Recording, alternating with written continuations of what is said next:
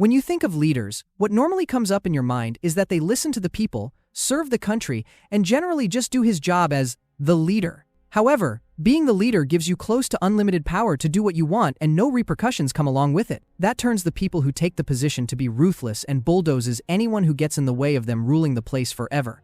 These ruthless leaders were real, and they existed for as long as history can remember. Starting with King Zhou of Shang.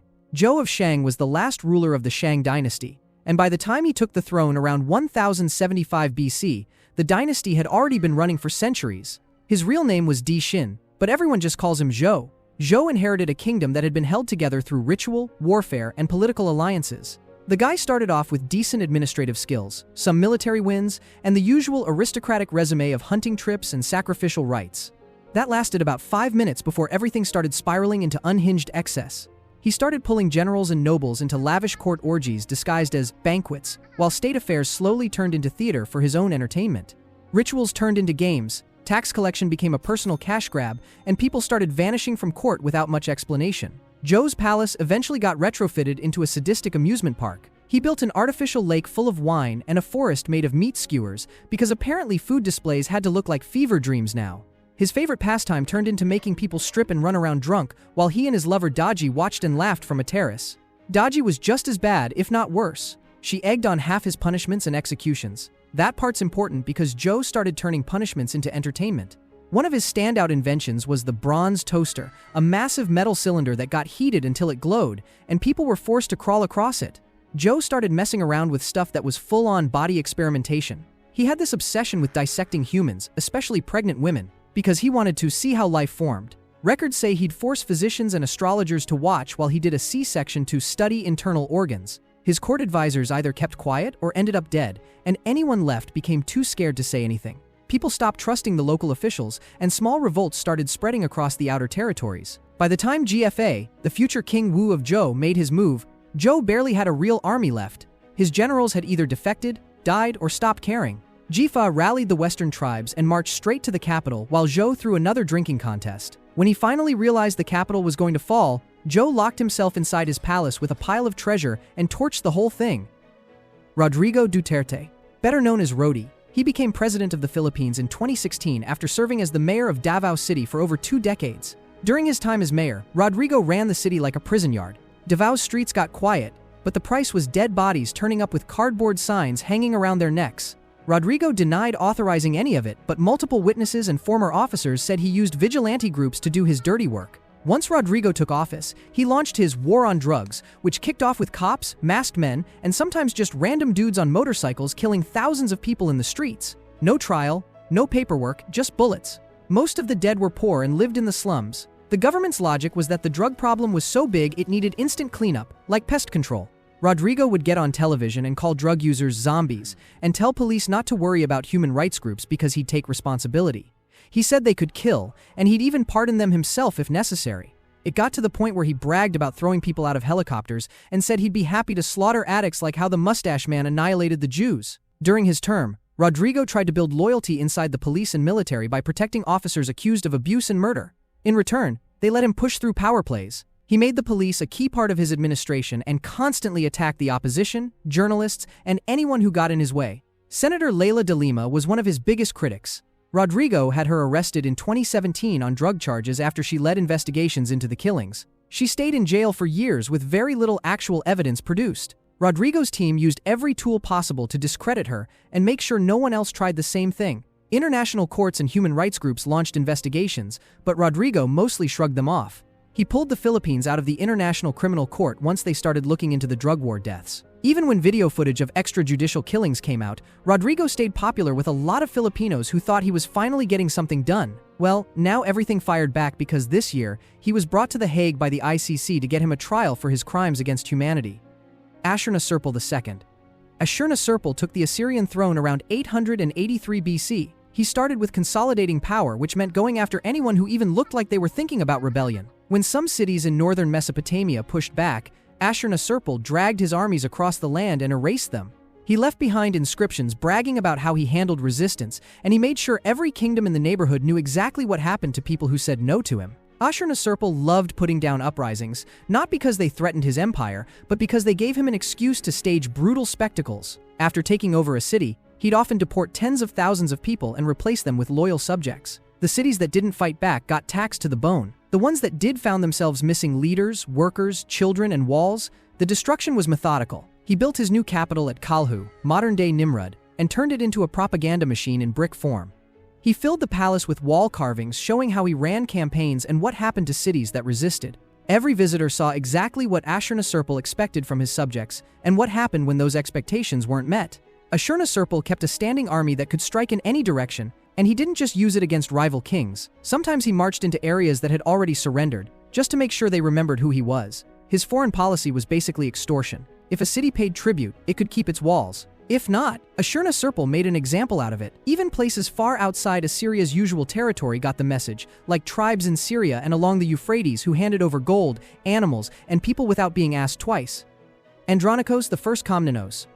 This dude showed up in Constantinople in 1183 like he was walking into a family reunion with a flamethrower. The kid who shared the throne with him, Alexios II, got strangled so fast his name barely made it into the history books. Andronikos called it politics, but nobody was buying that. He went full scorched earth on anyone with a drop of imperial blood or even a whiff of noble status. Relatives, in-laws, cousins twice removed didn't matter. They either got their eyes poked out or their heads lopped off. Andronikos even came for Theodora, his cousin and former mistress, who once helped him escape prison years earlier. That didn't save her from the chopping block when he got paranoid enough to think she might be a threat. After clearing out the family tree, Andronikos turned on the court. Officials got hauled out, tortured, blinded, or executed for the crime of existing in his presence without kissing his feet hard enough. The patriarch got yanked out of office for daring to be respected. Bureaucrats were replaced with bootlickers, and spies slithered through every corridor. He made sure that public displays of cruelty weren't rare one-offs. Heads were stuck on pikes so often people stopped flinching. By 1185, Constantinople was done.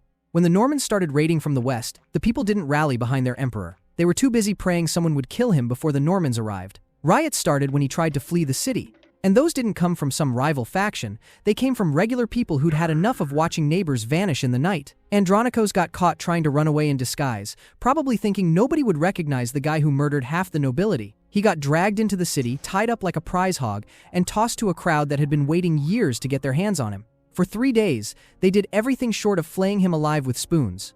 By the time someone finally put him out of his misery, his corpse was barely recognizable. Simon de Montfort. Simon was a French noble who became the military leader of the Albigensian Crusade, a campaign ordered by the Pope to eliminate Cathar heresy in southern France. By the time Simon entered the scene in 1209, the region was already targeted by the Catholic Church for not cracking down hard enough on the Cathars, who didn't believe the Catholic version of Christ and had their own ideas about good, evil, and corruption. Simon showed up and started tearing through the Languedoc region, claiming land, crushing cities, and building his new life off of religious genocide. The campaign started with Béziers in 1209, where a papal legate, Arnaud Amalric, gave the Crusaders a green light to kill everyone inside after the locals refused to give up the so-called heretics. Simon rolled in right after the chaos, claimed the win, and got himself some prime territory in the process. After Béziers, Simon started running the crusade like he was born for it. He kept moving from city to city, breaking local resistance and grabbing control of castles and towns. In Carcassonne, he trapped the population without water, then accepted their surrender but kicked everyone out with nothing but the clothes on their backs. The local lord, Raymond Roger Trencavel, was thrown in jail and conveniently died not long after, leaving Simon with a new base of operations. Over the next few years, he built up power by having his crusade status converted into political authority. The Pope and the French crown both backed him, and with their blessing, he started going after more land like a religious real estate developer with a siege engine and a Bible. Raymond VI of Toulouse, who had tried to balance tolerance with Catholic appeasement, ended up getting excommunicated and lost everything. He tried to play politics with the church, but Simon didn't bother playing games. He accused Raymond's supporters of heresy, took over their lands, and when people tried to negotiate, he laughed them off and brought siege towers. Lavar was another case where Simon made a point. In 1211, after capturing it, he burned the lady of the castle, Aimery, alive for supposedly aiding heretics, then executed hundreds more. That pattern kept repeating. Resistance was met with accusations of heresy. Accusations were met with fire, swords, and a quick transfer of land deeds to Simon's pocket. Zhang Xianzhong. Zhang Xianzhong was a former soldier turned warlord who clawed his way into power during the final years of the Ming dynasty. By the 1640s, the country was falling apart from internal corruption, rebellions, and the invading Macias. Zhang started out as a bandit leader before joining various anti-Ming rebel factions, bouncing between allegiances while building a name for himself through violent raids. Once he had a decent following, he went back to doing his own thing, like robbing towns, taking over forts, and racking up a body count that only got worse once he set his eyes on Sichuan.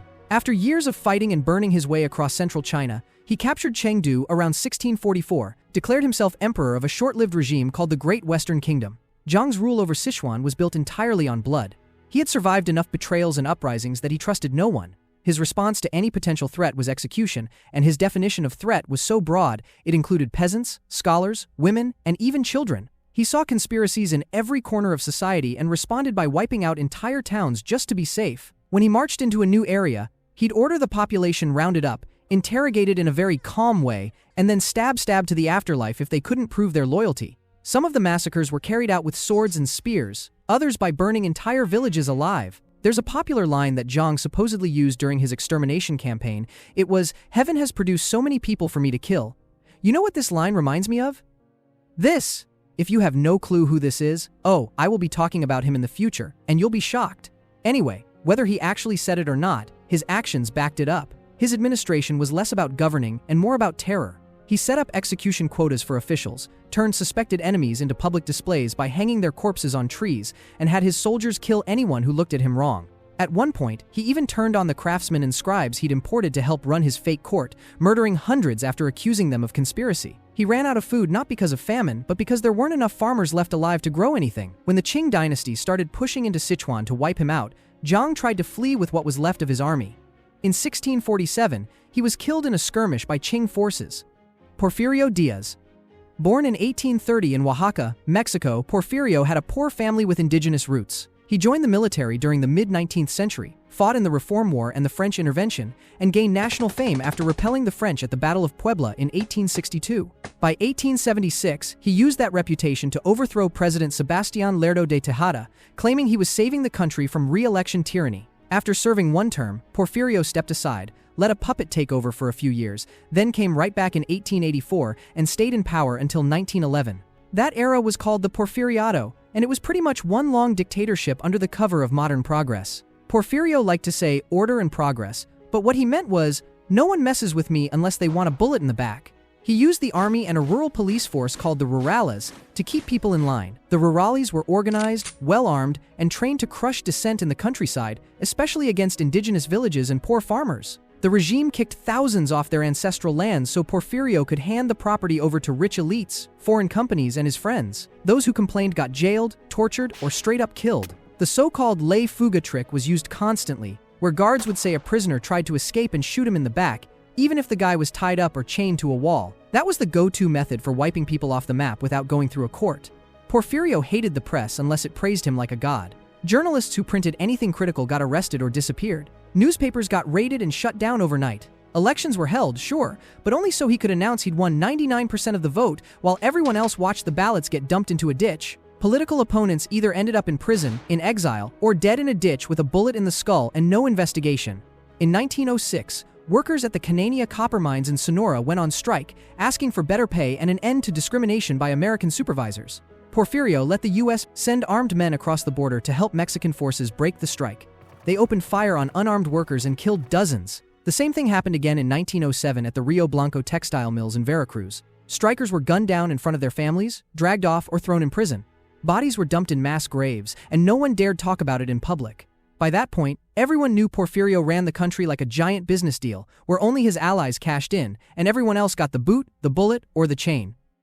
Maximiliano Hernández Martinez. Maximiliano took power in El Salvador in 1931 after a military coup overthrew President Arturo Araujo. The country had been teetering on the edge of collapse from a severe economic downturn caused by the global depression and a sharp drop in coffee prices, the nation's lifeline. Maximiliano, already a high-ranking general, was brought in as Minister of Defense and within weeks declared himself president. In January 1932, less than a year into his rule, an uprising broke out in the western region of the country. Led by peasants and organized by the Communist Party, many of whom were indigenous people, the rebellion aimed to take down the landed elite and redistribute land. The revolt caught the regime off guard for about 72 hours, during which rebel forces took over several towns and executed landlords and police officers. What followed was a massive state-orchestrated massacre known as La Matanza. Over the next few weeks, soldiers executed anyone remotely suspected of participating in the revolt, wearing indigenous clothing, speaking Nahuatl, or even being near rebel-controlled areas. Estimates vary, but the death toll ranges between 10,000 and 30,000. It crushed indigenous identity in western El Salvador. Nahuatl speakers stopped teaching the language to their children. Indigenous dress and customs were abandoned out of fear. After La Matanza, Maximiliano ruled with absolute authority. He declared martial law, banned all political opposition, dissolved the legislature, and rewrote the constitution. Anyone accused of plotting against the regime was jailed or executed. Dissenters vanished. Labor unions were banned outright. The press published only government propaganda. Maximiliano used secret police to root out opposition before it could organize. Torture chambers were set up in military barracks. People were dragged out of their homes in the middle of the night and never seen again. Aside from being a hardline fascist, Maximiliano also ran the country like a personal freak show. He openly admitted to using a pendulum for guidance on military and political decisions. He claimed he could predict events using astrology and vibration charts. His guards carried out beatings and executions based on answers from seances. He said stealing should be punished by cutting off hands. Francisco Macias Nguema. He took power after Equatorial Guinea got its independence from Spain in 1968. At first, people thought he might at least try to run things like a president. That didn't last. Within a few years, Francisco was turning the country into a graveyard.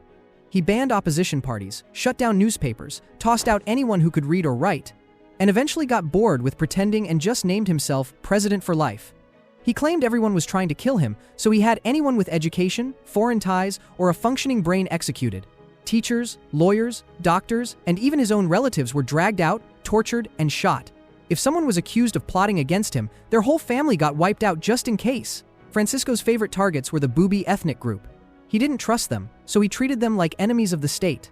His troops wiped out villages where the Bubi people lived and they stacked their bodies like garbage. He shut down the universities, executed economists, banned the word intellectual, and handed out cabinet jobs to illiterate loyalists who barely knew how to sign their names. The country's economy collapsed. Most civil servants were either dead, in hiding, or had fled. Hospitals had no doctors, schools had no teachers, and the banks were run by Francisco's cousins who thought interest rates were a type of soup. In 1975, Francisco ordered the national treasury moved to his hometown of Mongomo. That meant everything got packed into suitcases and stashed in his bedroom. While people starved in the cities, he used national funds to build shrines to himself and decorate public buildings with portraits so badly painted they looked like mugshots. He kept witch doctors around him at all times, relied on magic to protect himself, and would only trust someone if they had passed a ritual blessing involving animal blood. He banned the use of lubricants for machines, which meant power stations and water pumps broke down and stayed broken. The lights went out. Disease came in. At one point, 1/3 of the population had either been killed, imprisoned, or fled. Slobodan Milosevic. He first showed up in Yugoslav politics in the 1980s as a rising figure in the League of Communists, but it didn't take long before he changed to hardcore nationalism. By the late 80s, Slobodan started whipping up Serb nationalist sentiment, especially over Kosovo. He promised to protect Serbs from alleged oppression by Albanians, which earned him hero status in Serbia and helped him grab the presidency in 1989. After that, he pretty much ran the show in Serbia, and later what was left of Yugoslavia. When Yugoslavia started breaking apart in the early 90s, Slobodan used the Serbian military and intelligence networks to back Serb separatists in Croatia and Bosnia. That started the Yugoslav Wars, which were mostly about Serb domination over the other republics and ethnic groups. In Croatia, Slobodan's forces and Serb militias carved out a self-declared territory and carried out mass killings and ethnic expulsions. But it was in Bosnia where things hit full-scale horror movie territory. From 1992 to 1995, Serbian paramilitaries and local Serb forces, all armed and supported by Slobodan's government, set up a chain of concentration camps like Omarska, Trnopolje, and Karaterm. People were shown the Universal Declaration of Human Rights and ripped it in front of them. You know how it goes. Bottom line, they were killed in the most horrid way. Thousands were detained for weeks in filth without food or water. The Srebrenica massacre in July 1995 was the biggest single act of killing. Over 8,000 Bosniak Muslim men were rounded up and got shot down. After Bosnia, Slobodan's regime turned its attention back to Kosovo in the late 1990s. The Kosovo Liberation Army had been growing, and Slobodan used it as an excuse to send in troops and police. By 1998, his forces were raiding villages, torching homes, and killing civilians. In places like Račak, dozens of unarmed Albanians were slaughtered and dumped in ditches. Whole families were wiped out. The goal was to empty the region of Albanians. Almost 1 million were forcibly expelled. Trains, buses, trucks, whatever it took to shove them across the borders into Albania or Macedonia. NATO eventually stepped in with airstrikes in 1999, but even that didn't stop the wave of killings until Slobodan finally pulled out. After everything, Slobodan tried to hold on to power in Serbia, rigging elections and cracking down on protests. But in 2000, a massive uprising forced him out. He got arrested and sent to The Hague to face war crimes charges. The trial dragged on for years with endless delays and drama until Slobodan died in his cell in 2006 before any verdict was handed down. I remember this one song in the Lorax. It was, "How Bad Can I Be?" These 10 are the perfect description of that song. It's like they were in competition as to who gets to be the closest thing to the actual devil, and whoever wins gets to wear the crown of some sort. If you can't fathom the fact that they are ruthless, oh boy, watch this video right here. You'll see that there are more leaders inside this competition. See you there.